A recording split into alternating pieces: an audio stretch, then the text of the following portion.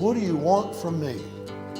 What do you want me to do? Here's another one. They come in all different types. So if you're sending a postcard, how many are you sending? You know, we have weddings and receptions and like, you know, the friends of H&I.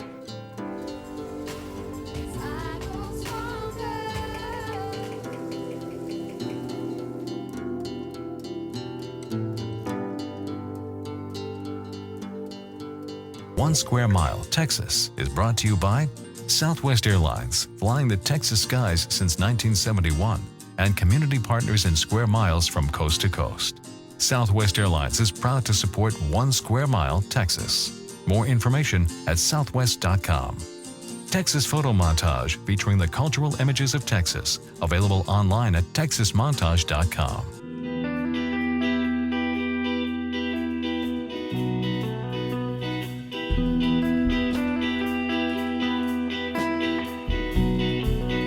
Texas is an interesting place, and I think I identify most with Dallas. I don't think I found my tribe until I got here. We're 7 miles from the border, so you get a little bit of everything. You'd be surprised what goes on in a little town. When you're in NAC, they all make sure that you're okay and safe. If you go to a restaurant, plan on a 2-hour wait. I'm living in a city where things are vibrant. When I'm here, I just feel like I'm in the right spot. We're in a cultural explosion influenced by this community.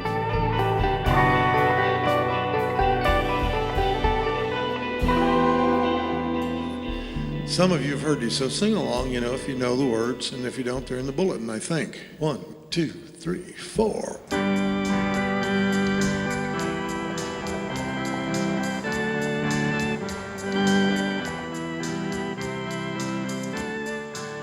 It takes more than a hat to be a cowboy, more than a hat, some boots and some spurs. It takes more than a hat to be a cowboy. It takes a whole lot of pain and work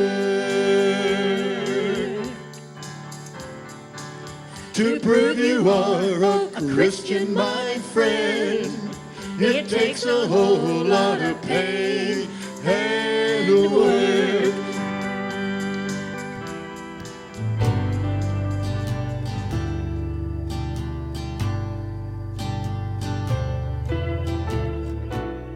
I had a guy walk in here one day and said he was going to kill me.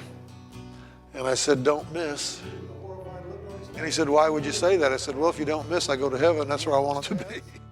Truly, truly, I say unto you, except a man be born again. This is church.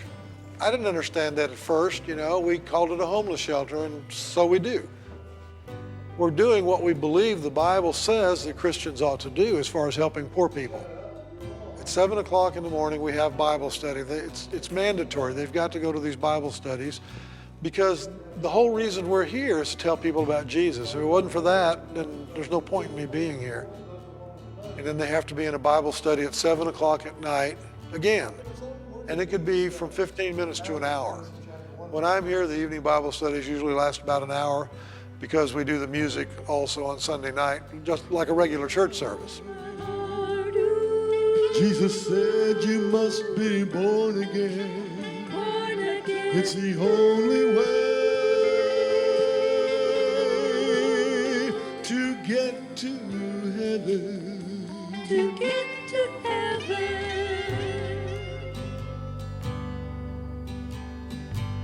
The only answers I have are in the book, in the Bible. I have to lead people to that answer for their particular problem. I see myself sometimes as a preacher, sometimes as an entertainer. There's some days when I feel like all we've accomplished was a little entertainment for everybody. My wife, you know, when I met her at Stephen F. Austin, she had problems. She was a lush. She was a women's libber, you know, and just everything you can imagine. Come walking past me in hot pants, very little else. And I was eating peanuts, throwing them on the grass, and she walks by me and says, those are biodegradable. I had no clue what that meant. I looked up, and God said, that's the woman you're going to marry. thank God he gave me the woman he gave me. She's been doing this for 38 years and she doesn't complain. When I get up in the morning, the first thing I do is look in the mirror and get sick. And I say, God, why don't you just kill me? I am totally worthless and useless. And we get that over with early. And because of that, I believe that God's been able to use me. Sometimes I see myself as a person that goes around squeezing lemons to see what's in them. I squeeze people sometimes to see what's inside them so I can know how to deal with them.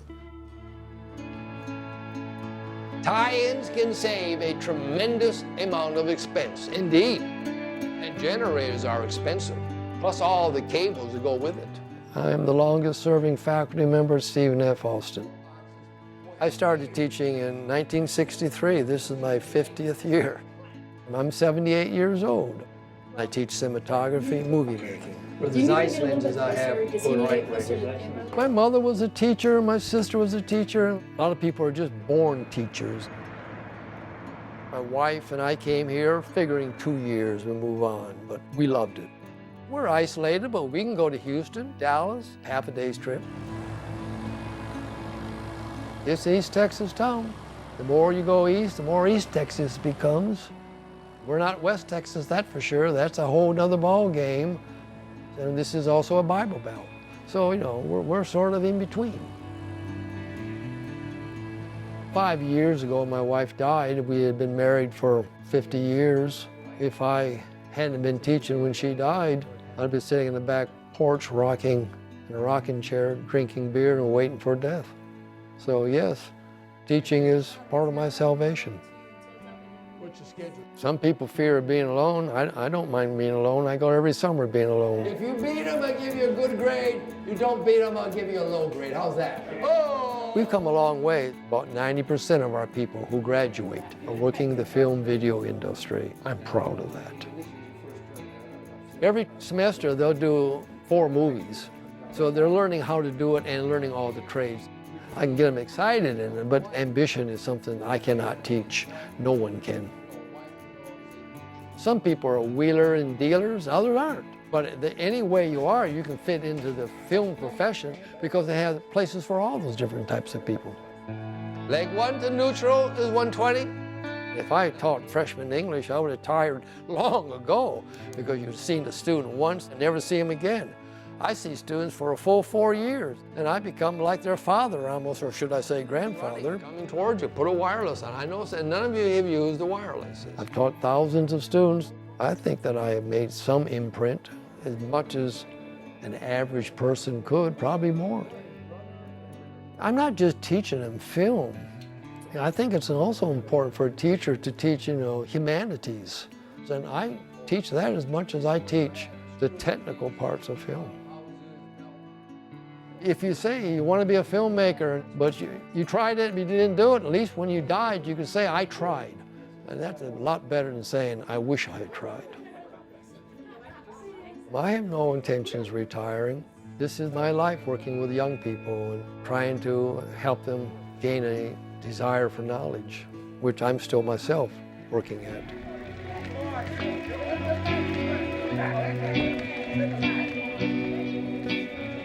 The African American Heritage Project is an organization that's dedicated and committed to recording the history of the African American community in Nacogdoches and all around Nacogdoches County.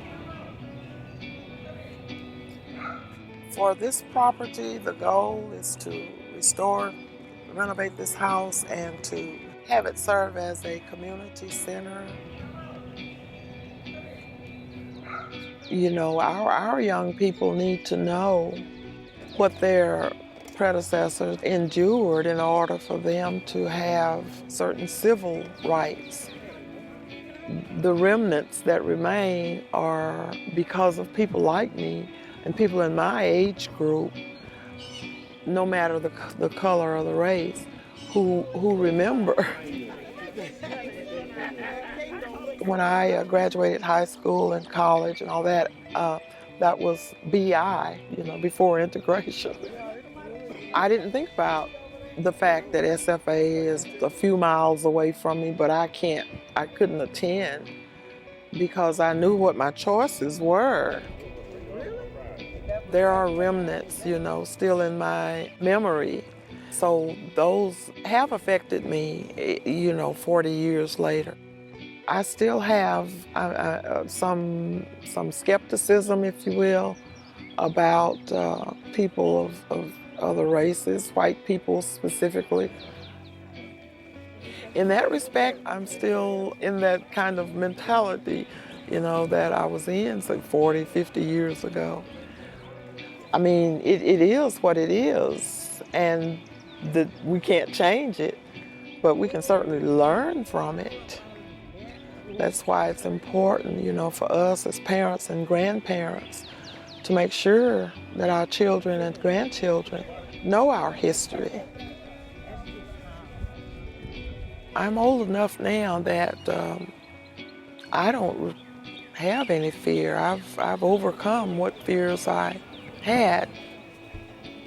That's life, you know. If there's anything certain about it, it's that nothing remains the same.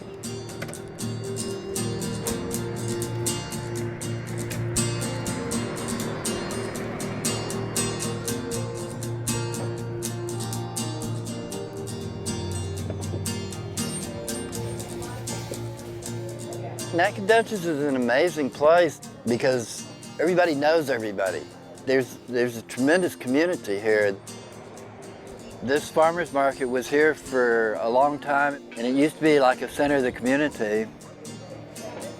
It seems like there's something here that's real special. There were people farming here before the Caddos came. So it goes back thousands and thousands of years. We've lost a lot of things that we didn't realize how important they were, and now they're gone. And I think this is kind of going back and trying to reconnect. I don't have to go out and have a social life anymore. I can just, you know, I have plenty of that every Saturday morning. Before I did this, I was doing Earth Day every year in Nacogdoches. So this was kind of just an extension of that. Until I turned 50, I had a really deep-seated fear of being in public. My strategy in life was the best way to avoid failure was just to not put yourself in a situation where you might fail. That's such a good strategy. I thought it was a good strategy, you know. I thought I'd figured it out pretty good. We're pretty attached to our feeling of being separated. So sometimes it seems really painful to know that you're not special. It's kind of painful to let go of that. So I had to just not let fear interfere with my life. I think it's more important what I do with myself. You know, if I want to change the world, I have to change myself. Can I take 9 for me? No, because I don't have enough, right? So I go to my next door neighbor, remember? I've wanted to be a teacher ever since I can remember. I was born and raised in Nacogdoches. My parents were born and raised in Nacogdoches. I went to SFA and got my teaching degree, and I'm here. If I am buying 4 boxes of envelopes, that's a box. My teaching has definitely changed in the last 5 years. We have integrated a great deal of technology into our instruction. My students have access to laptops, iPads for our classroom, and we have a smart board that they are able to utilize for interactive learning. I do learn from what works and what doesn't and try to modify that, and I feel like I get a little bit better every year. I love seeing their faces every single morning, and I can have a bad day and they come in and say something that's completely outrageous and funny, and it just changes my mood completely. You know, I need them as much as they need me. You find out pretty quickly how you can relate to children differently based on their different personalities. There are always students that excel from the time they walk in on the first day to when they leave me on the very last day of school, that you can see the growth, whether it's just in their academic skills, but in their social skills as well, and their confidence. I believe that my students are our future, an important part of our future. I believe they can be anything they want to be, and it's my job to give them the tools that they need in order to be successful, to meet their goals, and to be their cheerleader. That is correct. Very good. Good job, everybody. Okay. I think my feelings towards teaching originally started out looking at it as a job, and now it's just so rewarding for me that I don't see it that way. I feel like I am a product of this community, and I am giving back to it every day.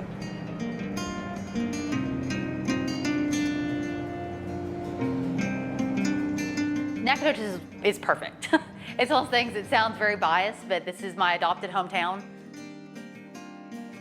I'm originally from Fort Worth, and I spent my entire childhood wanting to go to the Fort Worth Museum of Science History and see the log cabin village. But I remember going to places like that just thinking, how cool would it be to spend all day, every day there? You know, there's the stereotype that if you work in a museum and you're a curator or an educator or running a museum, that you are an older lady with the hair up in a bun and stuff like that, which there's nothing wrong with that, but they don't see museum work or museums as something for young people, and it really is. Not everyone gets to walk into, you know, their office and say, oh, Sam Houston was here, or he was baptized in this building, or, you know, oh, we're right on the El Camino Real, which was such a big part of history in Nacogdoches. So it makes me happy getting to live and work in a place like this. You're going to get that word, Nacogdoches. Okay. We're doing a new event. It's the Living History of Oak Grove Cemetery Tour. We are having 8 different actors or interpreters that are going to stand at the graves of these people that were important in Nacogdoches. One of my interns, she is going to be Mrs. Eva Stern, who is the wife of one of the men that built our other museum, the Stern Hoodie Museum. It's one of those things that sounds really weird being, 26 years old and being like, I have my dream job, and, not so much this is the only thing I ever want to do, but, I love being the Assistant Historic Sites Manager. I love these museums. So I really would like to stay here and see these museums meet and exceed their full potential. It's a great town, and a lot of people think, oh, it's pretty, it's neat, we have brick streets, but there's so much more to that as far as, so many people came to Texas through Nacogdoches, and there's just so much here. So I think my purpose is really to educate and teach people. I love reading and learning new things, and there's no point to that if you're not going to tell somebody else about it.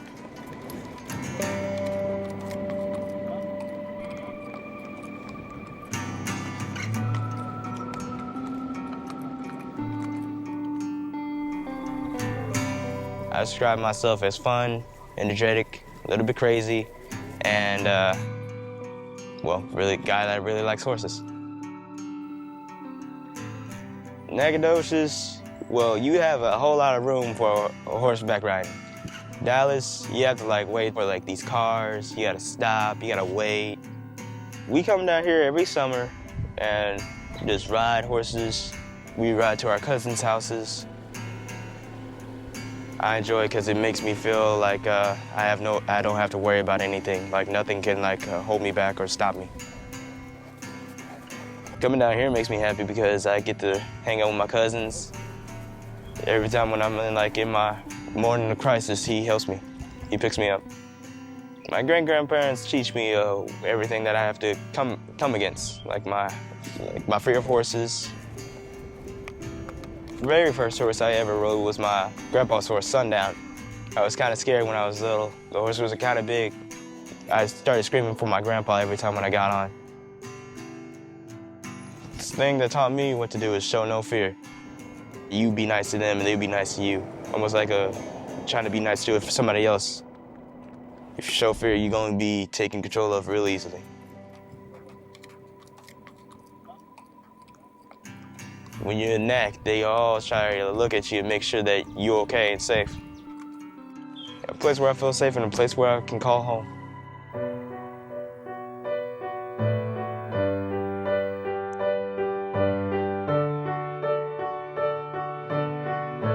I will help you conquer your fears. I'll be there to wipe all your tears. I'll be your hero because you're my hero. You're so much more than this. You'll never be alone. You'll never be alone. Every time I play, I remember what I was feeling when I wrote it and why I wrote it. Music helps me feel like I'm not alone. What I'm feeling isn't something that is going to take me down. It's very personal, and it's just like a diary. I still get nervous whenever I sing. Fear is definitely a daily part of my life, but choosing to accept it is, I guess, my cure for fear. I love Nacogdoches, and I sing locally all the time. It's a really simple melody, but then you're going to add lots of little extra notes in there and express the different words. Okay, sing it with me. In the scarlet town where... Whenever I first started coming here to take lessons, I was probably about 8. They're so accepting here, and having a small town to come back to that cares about you is definitely something that I would never, ever, ever want to give up. But music definitely changed my outlook on possibilities, made life a bit scary, made it so much bigger than I thought it could be. A few years ago, I saw myself running the local radio station and just kind of staying in Nacogdoches. And now there's so many opportunities in life, and I just want to take them all. I've gotten a really good starting grip, but I don't intend on slowing down at all, whether it's DJing or whether it's being on stage in front of the cameras. Who knows?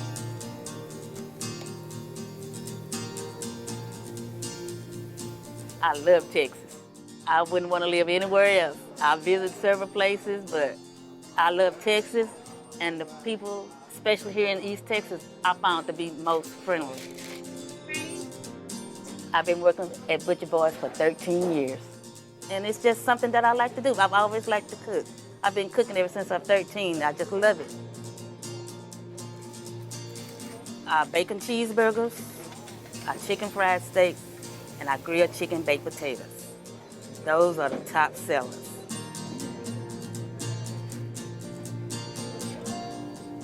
Basically, we all just pitch in and do everything.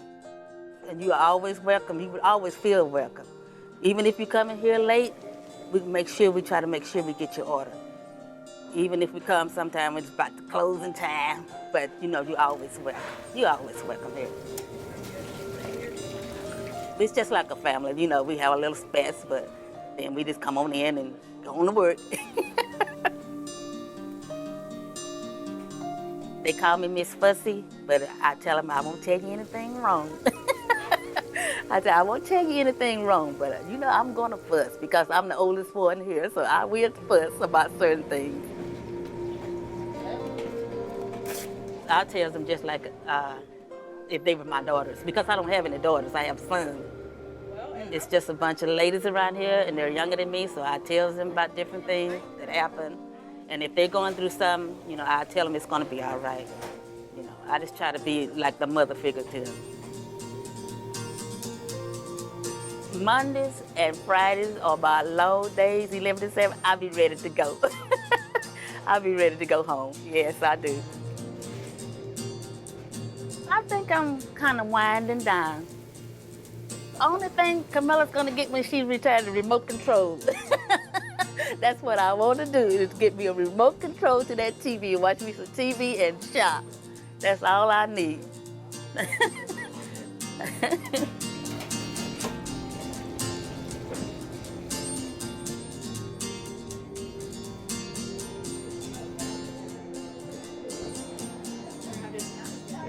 Sounds good.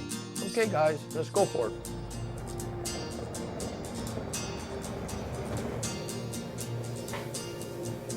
Everything's in the Trinity, so even the windows up here are all Trinity. Yeah. There's 3 of them, and they have...